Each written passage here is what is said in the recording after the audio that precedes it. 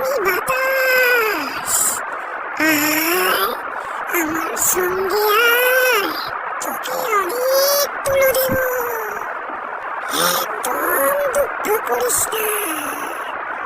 আয় আয় আয় বলছি, আয়।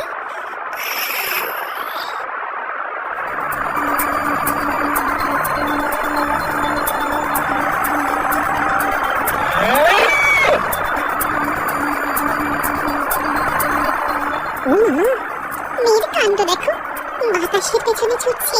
ওমি, ওমি, তোমার নাম কি?